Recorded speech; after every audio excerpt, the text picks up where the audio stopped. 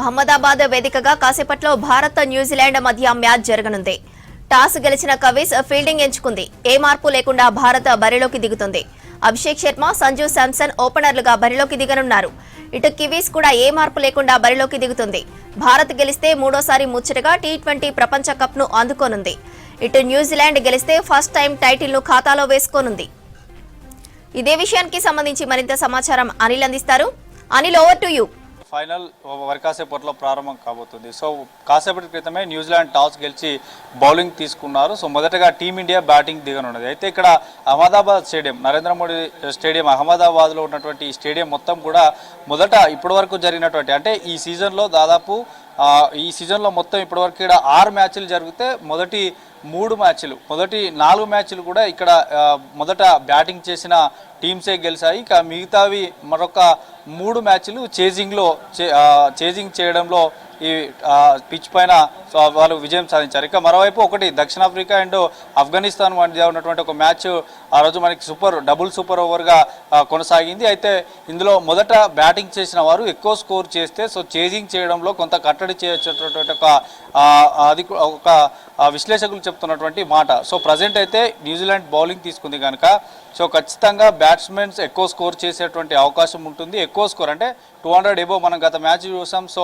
200 above కనుక చేస్తే England పైన ఎలా అయితే విధ్వంసకరమైనటువంటి బ్యాటింగ్ చేశారో సో అట్లా చేస్తే మాత్రం ఖచ్చితంగా చేజింగ్ చేయడంలో న్యూజిలాండ్ టీంకి సంబంధించినటువంటి బ్యాట్స్మెన్ కట్టడి చేసేటువంటి అవకాశం ఉంటుందంటూ కూడా క్రికెట్స్ ఎక్స్పర్ట్ చెప్తున్నారు. ఎప్పుడెప్పుడని ఎదురు చూస్తున్నటువంటి ఫైనల్ ఫైట్కి అంతా సిద్ధమైపోయింది. ఇక ఇప్పటికే నో చేంజెస్ అంటే మనకి ప్రస్తుతం అందుతున్నటువంటి సమాచారం మేరకు మాత్రం నో చేంజెస్గా కూడా కనిపిస్తున్నట్టు తెలుస్తుంది. సో ప్లేయింగ్ 11లో వరుణ్ చక్రవర్తి కానీ అభిషేక్ శర్మ ఉండడని ఒక సోషల్ మీడియాలో చాలా వైరల్ అయినటువంటి విషయం. సో ప్రజెంట్ అయితే వరుణ్ చక్రవర్తి ప్లేయింగ్ 11లో ఉన్నారు. తర్వాత అభిషేక్ శర్మ కూడా ప్లేయింగ్ 11లో ఉన్నాడు. సో ఎట్లాంటి మార్పులు లేకుండానే ఆల్ సెట్ అంటే ఎట్లాంటి మార్పులు లేకుండానే బరిలోకి దిగుతున్నారు. అయితే మనకు న్యూజిలాండ్ టీంలో ఎక్కువగా మనం పిన్ అలెన్ చూసాం. లాస్ట్ మ్యాచ్ ఎట్లయితే విధ్వంసకరమైన బ్యాట్ చేసి దక్షిణాఫ్రికాలో చేసినటువంటి స్కోర్ను వారు చేజింగ్లో చేశాడు.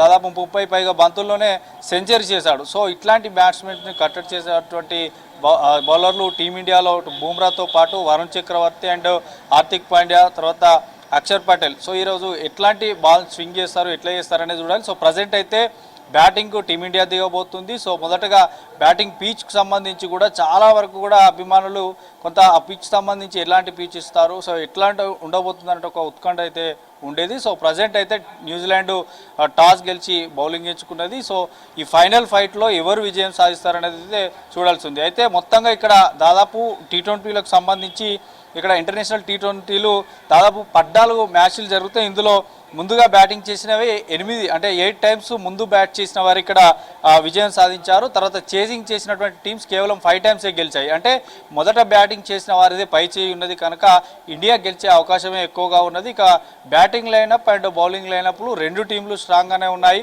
ఇక మరోవైపు ఇప్పటి వరకు ఈ ఐసీసీ టీ20లో కానీ అటు వన్డేకి సంబంధించి కానీ ఇప్పటి వరకు కూడా ఫైనల్లో కప్పు కొట్టలేదు న్యూజిలాండ్. టీ20లో కూడా ఇప్పటివరకు న్యూజిలాండ్కి సొంతం చేసుకోలేదు. సో ఒక కసితో ప్రతీకారం తీర్చుకోవాలన్నటువంటి ఉద్దేశంతో ఈరోజు ఫైనల్ వరకు న్యూజిలాండ్ వచ్చినా కూడా సో ఈరోజు ఎట్లాంటి మెరాకిల్ జరుగుతుంది అనేది వేచి చూడాల్సినటువంటి అవసరం ఉంది. ఇక మరోవైపు కింగ్ మేకర్ మనకి గత 2 మ్యాచ్లు చూస్తే టీమిండియాలో సంజు శాంసన్ చాలా అద్భుతంగా రాణించాడు. సో ఓపెనర్లో అయినటువంటి అభిషేక్ శర్మ విఫలమైనా కూడా నెక్స్ట్ వచ్చేటువంటి బ్యాట్స్మెన్ ఎట్లాంటి ప్రెషర్ లేకుండా కొంత స్కోర్ను ఎక్కువ చేయడంలో సక్సెస్ అవుతున్నారు. కాబట్టి సో ఈరోజు జరిగేటువంటి ఈ ఫైనల్ ఫైట్లో సో ఎవరు కింగ్ మేకర్ అవుతారనేది అయితే వేచి చూడాలి. ఇక ముఖ్యంగా భారత్కి సంబంధించిన మాత్రం బౌలింగ్లో ఖచ్చితంగా రాణిస్తే మాత్రం ఈసారి ఫైనల్ మళ్ళీ ఇండియాదే అవుతుంది. సో ఈరోజు జరగబోయేటువంటి మ్యాచ్ మరికొద్దిసేపట్లో జరగబోయేటువంటి మ్యాచ్కి మాత్రం అంతా సిద్ధమైపోయింది.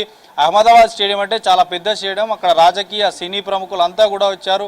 సో ఈగర్గా వెయిట్ చేస్తున్నారు. సో ఎందుకంటే ICC T20 world cup defending champion ఎప్పుడు కూడా హోమ్ టౌన్ సాధించలేదు. అంటే ఈసారి స్వదేశంలో ఇక్కడ భారతదేశంలో జరుగుతుంది కాబట్టి ఇది కూడా ఒక మెరాకిల్ కాబోతుంది. ఇప్పటి వరకు వరకు హోమ్ టౌన్ ఎక్కడ కూడా కప్పు కొట్టలేదు కాబట్టి సో ఎట్లాంటి ఫలితం వస్తుంది, ఎట్లాంటి మెరాకిల్ చేస్తున్నారు, ఎట్లాంటి బాల్ స్వింగ్ చేస్తారు, ఎవరు ఈరోజు సెంచరీలు హాఫ్ సెంచరీలు చేస్తారు, ఎట్లాంటి బాల్స్ ఈరోజు క్యాచెస్కి సంబంధించి కానీ వికెట్లకు సంబంధించి కానీ ఎట్లా ఉండబోతుందని అయితే వేచి చూడాలి. సో మొత్తానికైతే ఫైనల్ ఫైట్కి అంతా సిద్ధమైపోయింది. అందరూ కూడా భారతదేశ వ్యాప్తంగా ఉన్నటువంటి క్రికెట్ అభిమానులు మాత్రం ఉత్కంఠగా ఎదురు చూస్తున్నారు.